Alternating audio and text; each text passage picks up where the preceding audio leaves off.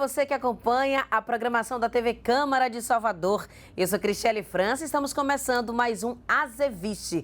Esse programa que tem a sua cara e que tem programa inédito toda segunda-feira, 13h. Hoje, claro, não é diferente e eu estou recebendo aqui nos nossos estúdios Sérgio Laurentino. Você conhece esse nome? Pois é, ele integra o Bando de Teatro Olodum há 23 anos e já atuou em diversos espetáculos como Bença, Áfricas, Cabaré da Raça, e Django, uma tragédia. Em maio de 2014, deu vida ao personagem Paulo Sultão na minissérie O Caçador, seu segundo trabalho na Rede Globo, após a série O Paió, é claro. No cinema, já atuou no filme Besouro, Jardim das Folhas Sagradas, além do longa Ilha, dos diretores Glenda de Cássio e Ari Rosa. No primeiro semestre de 2022, no ano passado, gravou a série O Jogo, que mudou a história. Com direção geral de Heitor Dália, escrita por José Júnior. Uma das frases que ele sempre usa é: não escolhi ser negro, tive sorte. E sorte temos nós de recebê-lo aqui hoje no Azeviste. Seja bem-vindo, Sérgio, tudo bem? Ô, Cristiane, é muito bom estar aqui, né, nesse trabalho que a gente tenta fazer de desvisibilizar o povo preto, o povo negro de Salvador. Quando a gente ouve a carreira, né, ouve o que a gente fez, a gente vê que a gente é uma construção da nossa ancestralidade, né? A gente é o fruto dessa ancestralidade que trabalha tanto para tirar a gente da invisibilidade. E isso é carreira, isso é Exu, né? Eu costumo dizer que eu sou um acidente muito bem feito de Exu, né? Porque eu comecei como diretor no Complexo Escolar Salina Pinho, como assistente de direção do espetáculo A Bruxinha que Era Boa, dirigido pela diretora da escola, que era a Delice, né? E hoje virei ator e estamos aqui para contar um pouco da nossa história. E essa descoberta como diretor, até você se tornar ator, fale um pouquinho desse processo, né, da sua vida, da sua formação. Como é que você, enfim, na infância, você já tinha essa vontade de trabalhar com teatro, de atuar de alguma forma? Cristiane, foi um acidente muito bem feito pela ancestralidade. Na verdade, eu sou uma pessoa tecnológica, né? Eu gosto de videogame, eu gosto de informática, eu sou técnico em informática, na verdade. Fiz curso de manutenção de rede durante muito tempo, trabalhei no Hospital das Clínicas, né? No UPS, no CPD do UPS. Mas antes disso eu tinha essa vida da literatura, de ler muito, né? De buscar conhecimento. Dentro das nossas comunidades, eu sou uma pessoa do Curuzu, um cidadão do Curuzu, nascido e criado lá. Esse lugar da biblioteca, esse lugar onde estava o livro, era as religiões. Eu fui muito tempo espírita kardecista, né? No Centro Espírita Celeiro de Paz da Santa Mônica. E lá tinha uma juventude espírita chamada Joana de Ângeles. Foi aí que eu conheci o teatro e dentro do colégio também do Salina Pinho, com a diretora Aldelice, fazendo alguns trabalhos para matar o semestre ou a unidade. E aí eu fui gostando de fazer teatro. Gostando e tentando misturar isso, a tecnologia dada por nós, porque também é uma tecnologia a criação, né, de trazer esses recursos para dentro das comunidades fazendo teatro. Né, e eu tenho saudade até desse tempo, né, que a gente ia para outras escolas, outras juventudes espíritas e católicas, assistir espetáculos teatrais, que tinham festivais, isso se acabou. E essa é a minha construção, né, olhando toda essa margem, né, essas pessoas da margem que fazem arte, né, os grupos de dança, os grupos de teatro. Eu também fui da Legião Artística Enigma, sou, na verdade, que eu não saí do grupo, e eu não costumo sair de grupo nenhum com eles.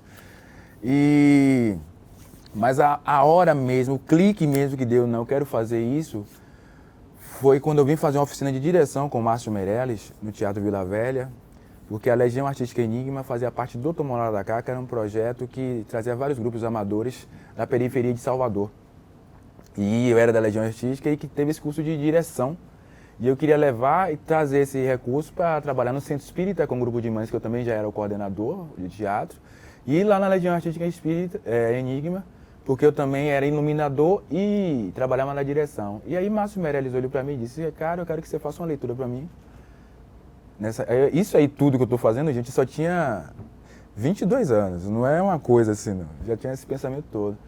Cara, eu quero que você faça uma leitura para mim sobre o espetáculo Material Fátio de Bertold Brecht. Só que se você fizer a leitura e passar, você vai ter que ficar vindo aqui no Teatro Vila Velha de segunda a sexta. Eu já trabalhava no Já estagiava no CPD do Hospital das Clínicas. E aí eu tive que fazer uma escolha, né? Porque era um tempo difícil para todo um jovem negro, que eu fiquei andando 2 anos fazendo esse trabalho, né? Até o Campo Grande. Então fiz a leitura, passei, no outro dia saindo na capa do jornal à tarde, né, no Caderno 2, os vizinhos falando, primeira vez que alguém sai aqui no Curuzu, na capa do Caderno 2, individual, então isso também já mexeu comigo. Esse lugar da visibilidade, nesse lugar que o povo preto de Salvador, dessa cidade, tem que ter, que é tanto negado a gente. E esse clique que bateu aí, é esse lugar que eu quero estar. E também, como a gente via muito cinema, muita TV, né? O cinema, na verdade, era a TV aberta. Eu descobri que eu também queria estar naquele lugar ali, dentro da caixinha, porque eu não via semelhantes a mim. A gente via Milton Gonçalves e todas as nossas musas inspiradoras negras, mulheres negras da TV, através do TEM, né? Que foram criadas pelo TEM. E aí eu descobri que eu queria estar ali, fui fazendo, e estamos aqui até hoje, com uma carreira meio que consolidada, porque nós somos negros. Então as nossas carreiras nunca são consolidadas de fato, porque a gente está sempre em busca do próximo trabalho, né? Do próximo o a fazer. Hoje a gente também tem esse mergulho também espiritual, né, de ancestralidade. Foi aí fazendo a arte, né, estando no Bando de Teatro Olodum, que eu conheci mais a religião de matriz africana, mais o candomblé. E aí eu descobri realmente a linha e de quem eu era, de quem minha cabeça pertencia. E hoje eu sou Ogã, né, filho de Ibara, filho de Exu. Então em todo lugar, e eu fui escolhido para falar isso, eu tenho que falar o nome dele, dizer e tirar ele da visibilidade de tantos séculos. Né? Perfeito. A gente vai mergulhar um pouco mais nessa questão do axé, da religiosidade, que é nossa.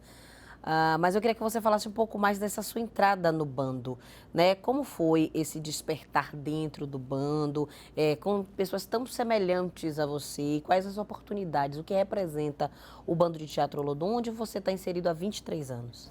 Eu entrei pela janela do Bando de Teatro Olodum, né? Eu fui substituir Érico Braz no espetáculo O Paió, e eu fiz um personagem que nem está mais no espetáculo hoje, mas um personagem muito significativo, né? Que falava o final da peça. Uma apresentação em Camaçari.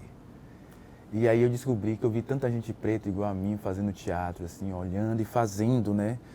Com uma propriedade sobre o que estava fazendo, levando aquilo como profissão, né? Porque até então, em 1999, fazer teatro em Salvador e ser negro era um hobby que nem todo mundo tinha esse privilégio. Então já me sentia privilegiado por estar ali naquele lugar fazendo teatro. Nesse tempo, eu vim fazendo outros espetáculos, depois de 1 ano e meio já estava fazendo um ano. Em 2001 já estava fazendo cabaré, substituindo Vinicinhos, que já estava substituindo Lázaro Ramos. Né? Então eu faço mais o personagem do que o criador hoje, né? Eu estou fazendo espetáculo desde 2000, 22 anos fazendo o Cabaré da Raça. E com esse personagem, o Mestre de Jesus, eu entendi realmente qual era a minha função, né? Que era tirar o homem e a mulher preta dessa marginalidade, dessa invisibilidade imposta pelo esse racismo institucional, né? Não só nessa cidade. A gente circula, então aí foi também com o Cabaré da Raça que eu comecei a conhecer o Brasil, né? Porque a gente circula, a gente vai quase em todas as cidades da federação, levando espetáculo. A gente foi em umas 18 cidades, capitais. Então é muito significativo. E aí também que eu venho descobrindo que o Bando de Teatro Olodum já era referência em 2000, né? Para todos esses fazedores de arte. E hoje, com 34, fazendo 34 anos do Bando de Teatro Olodum, a gente vê que foi significativa a escolha, a opção de estar nesse lugar.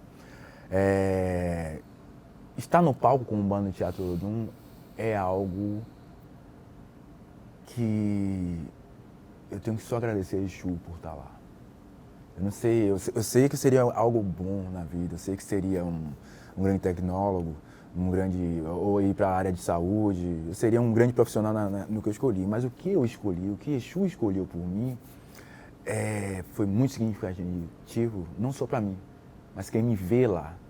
Porque quando você vê os personagens que eu crio, ou os que o Bando de Teatro Olodum cria, você sabe que você pode estar naquele lugar, que você pode ser um presidente, você pode ser um rei, você pode ser uma rainha, você pode ser um médico, você pode ser o que você quiser nesse lugar que nos pertence, né? Então é isso, a entrada do Bando Teatro Olodum para mim é muito importante e vai ser, porque hoje já estou na segunda geração que tem meu filho, né? Os meus irmãos já têm, ver alguém a possibilidade de estar nesse lugar de conquistas, né? Embora a gente não tenha conquistado o que a gente queria ainda, que é ter essa notoriedade, essa visibilidade mundial. Hoje a gente é conhecido mundialmente por Besouro, pela Viagem de Pedro, por outros trabalhos que a gente faz, pelo Bando Teatro Olodum. Então, quando você vê a persona e não sabe identificar quem é quem, esse é o lugar que eu queria estar. Maravilha. Olha, você que está aí acompanhando a nossa programação da TV Câmara, este é Sérgio Laurentino, ator do Bando de Teatro Olodum, tem diversos trabalhos e está aqui contando um pouquinho da sua vida, da sua história pra gente. Você falou sobre esse seu encontro com a sua religiosidade, o seu encontro com o Exu. Eu queria que você falasse um pouco mais sobre isso, né? Como é que se deu? Foi concomitantemente a sua entrada no bando? Ou, enfim, como é que se deu, né, esse encontro? Você estava ali assistindo a festividade e foi receber esse chamado? Detalha pra gente. Menina, eu não tinha visto o bando atuar, né? Eu já entrei no bando sendo ator. Certo. Eu me lembro que eu assisti o bando no palco quando o Lázaro Ramos veio fazer um espetáculo comemorativo de 10 anos do Cabaré da Raça e ele fez o meu personagem. Então foi a oportunidade de ver alguém, de ver o bando nesse lugar. Geralmente quando eu vi o bando, eu estava no palco. Nessa construção de estar no palco com o Bando de Teatro Olodum durante tanto tempo, eu entrei em 2000, fui me ver em 2007, 10 anos de Cabaré da Raça. Eu tive o contato com José Carlos Arandiba, Zebrinha, que é um homem de Ogum e um homem dos caminhos, né, eu costumo dizer. E que trazia muito esse lugar do conhecimento ancestral, de onde a gente veio, por que estamos aqui, né? O que nos liga à Mãe África, né? E isso é ancestralidade, o que nos liga com os povos indígenas, né? Que são os caboclos. E nessa busca incessante em sala de aula, mexia comigo, né? Eu via que esse lugar que eu tinha que reverenciar como existente. E aí eu fui meio que por osmose, indo em algum lugar e conheci um pai de santo, que era muito meu amigo, Val, ele já cufou, já faleceu.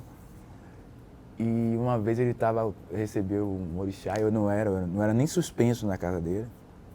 Eu era um grande colaborador dentro da casa, mas tinha tudo assentado, Exu assentado, essa coisa toda, mas não era integrante ainda da roça. E aí ele recebeu 7 trancas das 7 cruzilhadas e 7 trancas das 7 cruzilhadas, 7 trancas descentradas, 7 trancas abertas e fechadas e me disse: você quer ser minha cara? Sim ou não? Quer ter minha cara? Na época eu costumo dizer a todo mundo isso e vou repetir. Eu falei: quero, mas não tinha noção do que seria isso. Tá bom. Aí um dia depois, 2 dias, o telefone toca, venha fazer um teste. Eu fui fazer um teste lá em plataforma. Não sabia que era o personagem Exu ainda. Fui passando, fiz o filme, fiquei 21 dias dentro do cano da roça, desse pai de santo, fazendo todos os preparativos para fazer o personagem Exu. Eu via todo um alarde para fazer o personagem, mas na minha cabeça daria tudo certo, assim. Era um personagem comum, na sua cabeça. E aí vem um outro clique. Eu digo, todo mundo faz esse personagem como o comum, como o mais humano possível. Esse vai ser um Deus. E eu acho que também foi a primeira vez que todo mundo viu o Exu como uma divindade, um Deus, no Brasil. Né? E foi aí que é possível reverendar Exu dessa forma. Isso foi em que ano? Isso foi em 2000 A estreia do filme foi em 2009, mas o clique bateu em 2008, né? Juntamente com Fátima Toledo. Essa questão da divindade, do intocável, do estar ali brincando com o humano, né? Com o mortal, mas o imortal está com os planos dele lá que não vai mudar, né? Esse é o plano que tem que ser seguido. Se você quebrar o plano, eu vou ter que construir um outro, né? Para você, mortal, e para toda a humanidade. E esse clique bateu dessa forma e eu comecei a construir tudo que eu fazia em cima de várias energias, não só de Exu, mas de Ogum, de Oxóssi, de Xangô, né? Geralmente dos Oboróis. né? Levando também Iemanjá essa água, essa calma, Oxum também, mas também sabendo que onde há calma demais tem guerra, né? E Ansan sempre também nesse lugar também da parcimônia. Então comecei a fazer essa pesquisa e faço até hoje, né, dessas energias todas da natureza, trabalhando em meu corpo e dando esses resultados que eu acredito que sejam maravilhosos para todo mundo que assiste. Todos os meus trabalhos, que vem até antes do Besouro, já começa pelo personagem O Feiticeiro de África, né? O espetáculo do Bando Teatro Olodum, já é com essa energia, já é com essa centelha de possibilidades, né? De trabalhar a natureza dentro do corpo, de se envergar, de sair, de não estar ali, de ser esquisito, de ter poder, de ser divino, e sendo um corpo humano, né? Mas é isso, então a sua iniciação mesmo como um Ogã, se deu durante Besouro ou foi depois? Não, minha iniciação depois de 15 anos, esse pai de santo faleceu, já estou em outra roça, né? Eu fui conhecendo muito também e... Como participante ali, vivenciando. Ainda tínhamos uma questão da invisibilidade do orixá Exu, né, de Bara, porque é muito difícil você achar. Hoje tem mais, mas na época que eu fiz o filme, ninguém fazia Exu em Salvador. Né? É muito poucas pessoas. Até as pessoas iniciadas também para essa entidade era uma coisa rara. É raríssima. Então eu esperei o momento certo, eu acreditei que foi no ano passado, né, 2022, que eu me iniciei como Ogã de Exu. Né? E foi o tempo que ele quis, foi esse o tempo dele, não fui cobrado para fazer. Orixá, quando ele viu que estava na hora, esse ano, ele falou, esse ano eu quero meu filho dentro do Oncó, e eu estava lá. Me deu todas as possibilidades, todos os caminhos para fazer, porque quem faz Orixá sabe o quanto é custoso mentalmente e financeiramente, mas é muito benéfico também, né? Então, no próximo mês, em agosto, a gente está completando um ano de iniciado, né? E filho de Bara e Ogã de meu pai, Albaluaê, Motubá, irmã. Motubaxé. E muito feliz por isso também, e acredito que toda a minha ancestralidade também esteja feliz com isso.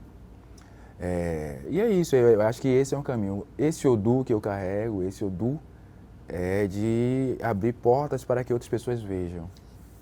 E vejam que é possível você construir aquilo que você quer na sociedade brasileira em nome do nosso povo.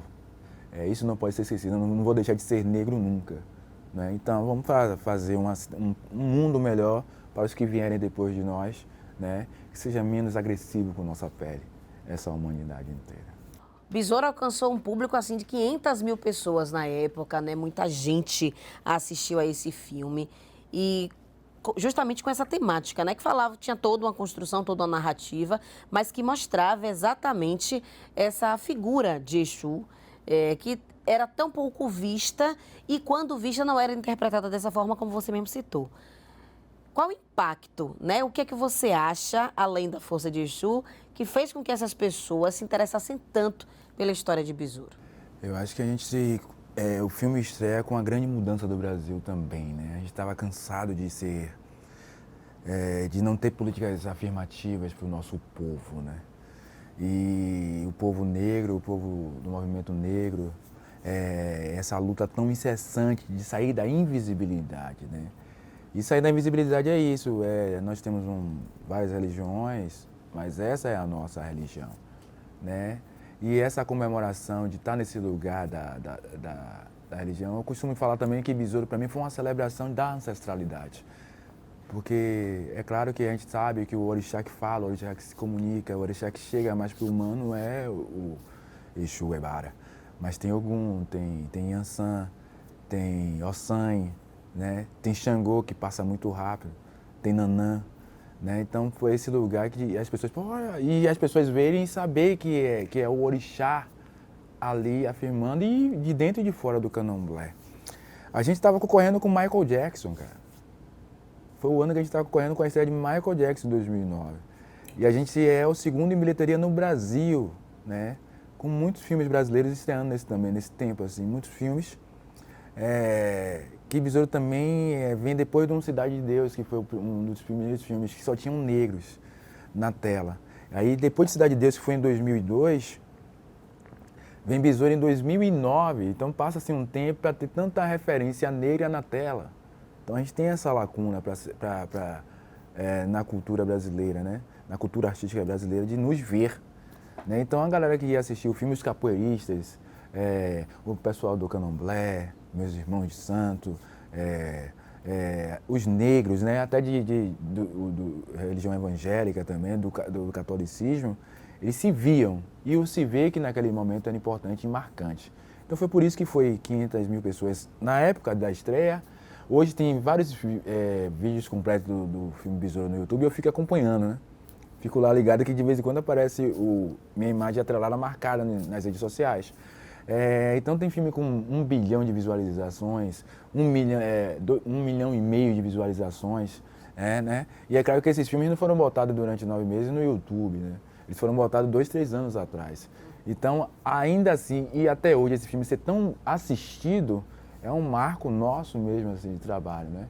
De João, Daniel Tikomirov, de toda uma galera que entendeu que o se ver é importante naquele momento e que é a construção do Brasil atual. Por que quando você vê?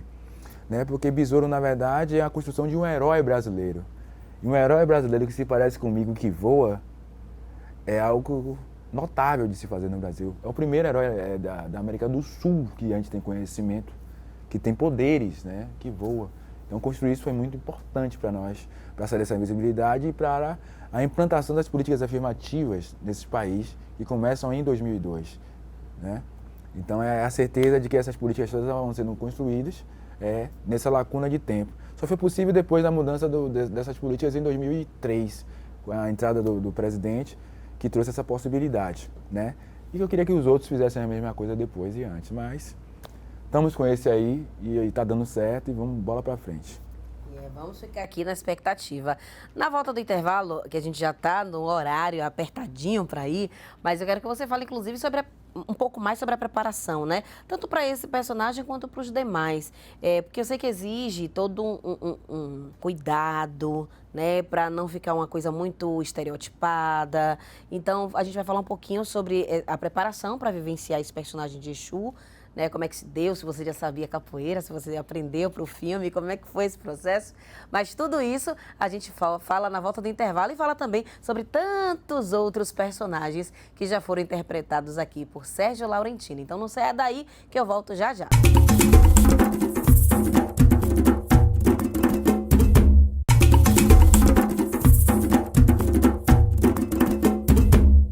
Foi rapidinho, tá vendo? Nem doeu. E a gente já tá de volta com o Azeviste de hoje, conversando com Sérgio Laurentino, ele que é ator do Bando de Teatro Olodum há 23 anos. Tá aqui falando um pouco sobre a sua vida, sua experiência profissional, sua trajetória no teatro, no cinema e na TV. Então, o papo tá uma delícia e eu quero que ele fale, como a gente prometeu na ida para o intervalo, sobre a preparação. Preparação essa para Besouro, né, que você precisou, inclusive, pedir licença, como você já disse, vivenciar um período dentro do terreiro para ter essa permissão de interpretar Exu, mas também você precisou aprender capoeira, é isso mesmo? Como é que foi isso? E aí você já emenda, né? Como é que você faz para se preparar para os personagens que você interpreta lá no Bando? Bom, como a gente sabe, eu sou ator do Bando de Teatro Olodum, então a gente tem uma preparação anterior. A gente não aprende a capoeira do zero para o Besouro. Né? E também, Leno é capoeirista e estava dando oficina e estava no filme também. Então a gente já veio meio que se preparando. Para fazer a capoeira. E depois a gente também teve a opção de dizer, cara, é um Deus. Se existe a capoeira, é porque essa divindade ajudou a criar. Se ele ajudou a criar a capoeira, ele vai distorcer a capoeira toda, porque se ele lutar, jogar capoeira com qualquer capoeirista, ele vai, simplesmente com um toque dele, é um Deus. Tem muito poder nessa divindade. Então a gente já começa nesse ponto aí, a gente entende, sabe, todos os movimentos, porque tem as vindas do próprio Cascudo, do próprio Besouro, né, do Ailton. Eu queria mandar um beijão para Ailton Carmo, meu irmão, meu parceiro, que eu estou morrendo de saudade. E entendendo isso, nessa construção, para esse personagem, a gente traz as outras construções que a gente fez. Eu tinha acabado de fazer um personagem chamado Feiticeiro, como eu te falei no bloco anterior, que é um espetáculo, o primeiro espetáculo infantil do Bando de Teatro Olodum, que é Áfricas, né? E esse personagem, ele tinha muito poder dentro dele. E por ter muito poder e por conceder desejos, e ele andar muito na floresta, ele só aparecia de vez em quando para alguma pessoa. A gente utilizou esse mecanismo também de criação. Então é um Deus que some e aparece, né? Algumas pessoas veem, outras pessoas não veem, e só veem que ele quer que veja. Eu estou aqui, estou fazendo as coisas, então, na hora que eu quiser aparecer, eu apareço, eu toco, deixo ele brincar, achar que está brigando comigo, mas eu estou brincando com ele para dar o toque para ele mudar. E essa preparação demorou um tempo de 3 meses e meio, para entender que esse corpo recebe toda essa energia de Exu, né? E aí foi José Carlos Arandiba que também participou da preparação desse lugar, que esse corpo não é um corpo que se curva, não é um corpo que tem musculatura só. Ele tinha musculatura, mas porque tem muito poder para segurar, esse corpo segurar esse poder dentro dele, não é? Esse olho é vermelho porque ele estava afim de estar de vermelho. No dia que ele tiver afim, ele muda e bota um olho amarelo, porque ficou muito marcante isso, né? Você vê um ser com um olho vermelho. E depois eu vi no Crepúsculo, a mesma lente, um outro personagem fazendo. Então foi, caramba! Depois de um tempo, a gente vê esse crescimento. E que era um vampiro também é um ser divino, um ser que tem poderes. Então ficou essa marca nesse lugar do simbolismo que a gente vem construindo, né? Quando a gente vê a Grande Rio fazendo Exu hoje, essa luta começou em 2008, entendeu? Em 2009. Então, ver o carnaval faz parte desse trabalho, dessa cava, né? Dessa construção do personagem, né? E essa é a construção do Banco de Teatro Olodum, massificar o nosso poder, massificar a nossa estética, esse trabalho estético, né? O belo na tela do cinema, o belo no palco de teatro, com um poder tão imenso que a gente não consegue mensurar. Eu não consigo contar todos os poderes de Exu, além, porque é muito mais do que o leve e traz recado. Ele tem poderes de mudar destinos, de Odu, né? De mudar Odu, de ter esse contato diretamente com o Ifá, né? Então a gente trabalhou tudo isso conjuntamente com Fátima Toledo e com o Zebrinha e dizendo assim, olha só, esse não é um piegas, não tem a possibilidade de ele receber um corte e de fazer um movimento que não seja o que ele queria que acontecesse. Um olhar, não tem o esboço de ter raiva só, não é tão humano. Ele olha a situação, o mestre Alípio falece, porque tem essa historinha também, ele era o Exu da cabeça de mestre Alípio, né? E Ogum, Besouro é de Ogum. Então esse contato direto e essa demarcação direta é do orixá de mestre Alípio que chega para conversar com o Besouro. Isso poucas pessoas sabem. Eu quero que você continue o que o ori do seu mestre não terminou de fazer. Mas que está para ser executado e tem que ser executado. Então vai ser por você. Entendeu? E dessa forma, desse lugar, do entendendo o que é o humano, né, que pode acertar, pode errar, e o acerto e o erro pode ser só a vontade de orixá, né, de Odu, e seguindo. E essa é a construção de todos os personagens a partir desse momento até hoje na minha vida. Eu construo acima, entendendo que existe todo um caminhar para tudo acontecer, né? Quando a gente faz... Eu também fiz um outro personagem de Exu no filme Abaixa a Gravidade, de Edgar Navarro, que é um Exu mais contemporâneo, né? Mas é porque só chega um meteoro na Terra e... Estou trazendo um meteoro aqui e vou acabar com o planeta, mas eu quero brincar ainda assim com vocês. Entendeu? Então aqui, tá vindo ali, mas eu estou aqui com vocês brincando. Verdade, e tá bom. Então essa é a... Estou aqui, mas... Pode executar sua vida aí. Eu estou aqui, a minha é eterna. Você só tem um pouquinho aí, vai lá. Aproveite.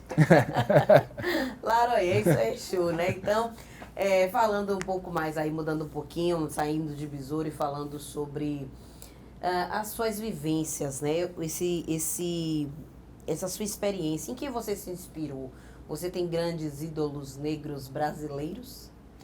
Tenho todos os que vieram antes de mim. Eu gosto muito de ler sobre João Cândido. A gente não tem o De Chocolat, né? O De Chocolat trouxe toda a tecnologia de teatro brasileiro e esse cara não é lembrado, né? Não é lembrado como deveria ser lembrado, né? E naquilo que a gente busca de conhecimento, né? A gente vê que ele vai para a França e volta, e quando volta, volta com toda essa tecnologia de palco, de iluminação, de sombra, de saída, de coxia, de rodanas, de toda essa tecnologia de teatro que a gente conhece hoje foi trazida por essa pessoa, foi executada por essa pessoa, em 1920. Aí depois tem a Obra de Nascimento, que é o meu farol mesmo assim, o Tenha o meu farol, eu gosto muito. Tem os atores do Bando de Teatro Olodum, todos eles, Regiane Maia, George Washington, Valdinel Soriano, Cássia Vale, Merri Batista, a saudosa Aristela Sá, né? Foram pessoas que eu vi atuando, que trabalharam comigo durante muito tempo, que trabalham comigo durante muito tempo, que eu sou realmente fã, né? Tem o Milton Gonçalves, que é claro que eu vou para os Oborós, é claro que eu vou me afinizar com aqueles trabalhos que eu gosto mais. Então tem essa postura de Milton Gonçalves, que se foi, o saudoso, mas que eu gosto muito de ver atuando. Tem os outros políticos também, eu gosto muito de me afeiçoar aos políticos, né? Tem uns atores políticos que são o Tony Tornado, eu adoro o trabalho de Tony Tornado como cantor e como ator. Né? Grande Otelo, o Alconcourt nisso, né? Mário Guzmão aqui na Bahia. Então a gente tem a oportunidade de ter todas essas pessoas e vamos estudar, vamos saber de onde eles vieram, quem são, o que fizeram, porque esses são os meus ídolos. Mas o meu maior ídolo mesmo assim, é Barichu. Eu adoro a história de Exu, eu adoro saber que ele está ali brincando, eu adoro saber que ele está aqui nessa conversa agora. Eu costumo também dizer, isso vem em sonho, que enquanto Exu for lembrado por minha fala, eu não vou ser esquecido e é o que ele quer, não ser esquecido, porque toda vez que alguém me vê, está vendo ele. Então isso é muito crucial, é o meu maior fã, é meu ídolo, meu Deus, minha divindade, meu pai, além de todos os outros, mas por esse aí, por meu pai, eu tenho uma devoção especial. É isso aí. E eu acredito particularmente que não teria outra pessoa para fazer esse personagem, não. Porque você conseguiu dar uma vivacidade e a gente não conseguia tirar o olho da tela, né? Quando Exu aparecia era aquele encantamento, aquele momento especial. E realmente, como a gente viu né, durante o programa aqui, as imagens, é um negócio impressionante, realmente de parabéns. Uma outra questão que eu queria abordar com você é a questão do seu posicionamento, né? Quem te acompanha nas redes sociais, quem te acompanha no Instagram, sabe que você é uma pessoa que você não fica em cima do muro. Você não tem medo de dizer o que pensa. Então eu queria que você falasse um pouco da importância disso, né? Dos artistas negros, das pessoas que têm uma certa visibilidade, se posicionarem politicamente, porque atualmente há inclusive uma cobrança em relação a isso, né? Para que as pessoas se posicionem, para que digam o que pensam diante de algumas situações. Alguns preferem manter isso resguardado, não se posicionam. Então eu queria que você falasse. De alguma forma você já foi cobrado, questionado, cancelado por se posicionar politicamente? Veja bem, eu sou uma pessoa, por ser de quem sou, por nascer no dia 7 de maio de 1977, às 7 horas da manhã, eu não tenho tempo, eu não tive tempo de ficar pensando o que vão pensar de mim. Mas o que eu quero mesmo é um país melhor para aqueles que vierem depois de mim, para meu filho, para minha mãe que está aqui em terra ainda, né, para os meus irmãos, para a minha comunidade. E para ter esse país melhor, para ter viver melhor nesse país, eu preciso da política, né? Eu preciso de políticas afirmativas, eu preciso da destruição do racismo estrutural. Eu preciso de ser visibilizado e não invisibilizado como todo o tempo. E isso é uma tática do racismo estrutural, né? Você não falar sobre política, você não discutir sobre isso, você achar que você não pode discutir o que é bom para esse país. Todo ator negro, ele é um ator político, porque ele já sai do zero, ele já sai da falta, né? Não tem um ator que já saiu de berço esplêndido, negro, da onde eu vim, das minhas origens. Você vai ver essas origens com 93% dos atores negros desse país, e que são maioria. Mas você vê o que na tela da TV? Você vê o que no cinema? Você vê ainda, em 2023, filmes brasileiros com tão poucos negros em tela. Então esse é um problema. Esse é um problema que tem que ser resolvido. A gente vê uma pouca dramaturgia negra feita nos palcos de teatro, nos palcos do cinema. Discutir isso, lembrar disso que é existência. A gente tem tantas histórias. Só aqui na Bahia a gente tem mais de 1000 histórias para falar do nosso povo. Mas por que essas histórias não são lembradas? Porque ainda há tanto receio. E é nesse lugar, não é uma opinião, é uma construção ancestral. Chegou a hora de ser visibilizada a nossa história. Chegou a hora de Xangô ser contado em tela. Chegou a hora de Exu ser lembrado, ganhar um carnaval e ponto. Eu ganhei carnaval, Exu ganhou carnaval na primeira e na segunda divisão. Exu ganhou carnaval em São Paulo. Ponto. Porque Exu vem contando sua história todo o carnaval do Rio e de São Paulo. E não ser visibilizado, não está nesse lugar. Porque existe o outro lugar da religião, né? A religião que visibiliza a nossa religião. Que a gente não vai para a igreja de ninguém, para a porta de ninguém, dizer feche porque você não prega meu Deus. Pelo contrário, vai para o seu terreiro dizer que você está adorando um Deus que faz o mal. Se bem que a gente nem acredita nisso, né? A gente não acredita no diabo. Mas, e se a gente não discutir essas coisas agora, lá na frente a gente vai ser exterminado, porque essa é a tentativa. Então eu decidi, desde 2002, de falar abertamente sobre isso. Eu decidi botar meu corpo em tela para trabalho por conta disso. Porque se eu não estiver naquele lugar, ninguém vai ver que alguém pode estar naquele lugar. E se eu não estiver fazendo coisas boas, e é por isso que eu não fico em cima do muro. Não tem como ficar em cima do muro, porque no dia que eu fico em cima do muro, 10 irmãozinhos meus morrem na comunidade. Os jovens negros que morrem todos os dias. No dia que eu fico em cima do muro, 10 mulheres negras são mortas porque trabalham e sustentam seus maridos. Então eu não posso ficar em cima, não tenho esta oportunidade. E tenho que discutir isso o tempo todo, tenho que falar isso o tempo todo. Esse corpo foi construído para fazer isso. Não tem um outro lugar.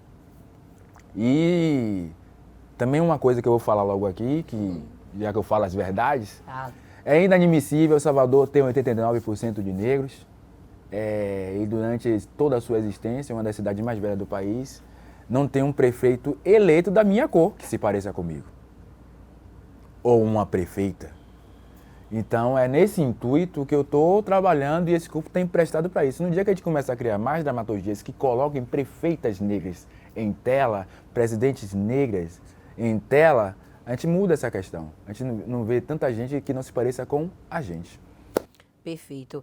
Agora eu quero que você fale um pouco sobre os seus mais recentes trabalhos, né? A gente focou muito em Besouro, falou do seu início no bando, mas os trabalhos mais recentes, o que é que você tem feito aí de 2020 para cá? Quanta coisa se desenrolou? Fale um pouquinho das suas atuações. 2020 para cá o mundo parou por causa da Covid-19, mas a gente trabalhou bastante. A gente ganhou um prêmio, né? Melhor ator coadjuvante do Festival Condor do Rio de Janeiro, com o filme A Viagem de Pedro, eu fazendo um chefe, e esse chefe é meio que pai de santo, meio que cozinheiro, né? Um homem de Ogum, né? No meio da guerra, e diz: ai, Dom Pedro, vá, parta, porque aqui o Brasil você está fazendo mal, o Brasil vai embora, vai ganhar outra guerra lá, você ganha a guerra, mas você não volte mais não. E esse é o filme A Viagem de Pedro, que eu ganhei esse prêmio justamente com o Cauã Raymond, né? É o segundo trabalho que eu faço com o Cauã Raymond e a gente sempre, quando se faz trabalho juntos, a gente tem resultados bons. A gente acabou agora de gravar O Paió 2, né, do Bando Teatro Lodum, que deve estrear no próximo ano, ou no final deste, mas acredito no próximo ano. E tem o mais esperado aí, tem muita gente esperando, que é O Jogo que Mudou a História, que conta a história da criação do Comando Vermelho no Rio de Janeiro, né, do crime organizado. Então, eu falo a vocês, se vocês estão esperando, se tem Sérgio Laurentino, tem coisa boa, se tem coisa boa, essa série escrita pelo meu showrunner, né, José Júnior, né, que é da Afro Reggae Audiovisual, uma produtora negra que faz cinema e que a gente está, graças a Exu, atrelado e colado fazendo esse trabalho aí, que a gente está esperando aí com máxima esperança que seja um bom trabalho. Na Globoplay. Maravilha. É você ocupando o seu lugar, um lugar que é seu, um lugar que é nosso, né? Agora fale, como é que você se vê daqui a 10 anos? O que é que você vislumbra para o seu futuro? Daqui a 10 anos, né? Daqui a 10 anos eu pretendo ainda estar no Bando Teatro Lodum, porque a gente, para mudar uma política de 500 anos de invisibilidade, vamos demorar mais um tempinho. Pretendo estar fazendo muito mais trabalhos sendo muito mais visto nas telas de cinema, muito mais visto na TV. Não só eu como ator, mas os colegas, atores e atrizes. Quero ter um polo de cinema nesse estado, né? Eu acho que a gente tem uma grande possibilidade disso. E esse é o momento disso acontecer. Um grande polo de cinema com várias obras sendo feitas. Meu filho daqui a 10 anos vai estar com 22 anos, já deve ter escolhido o que vai fazer da vida. Então quero estar aqui para ver essa escolha e estar aqui para apoiar também. E quero ver esse programa em um lugar bem melhor, eu acho que de cunho nacional. Porque quando a gente coloca a gente conversando sobre os nossos assuntos, a gente muda o mundo. A gente muda o mundo. Então, como nós somos 56% do Estado Federativo Brasileiro, eu pretendo me ver mais vezes. Porque quando eu vejo alguém parecido comigo, eu estou me vendo também. Daqui a 10 anos, eu só quero me ver, sair da invisibilidade. Perfeito.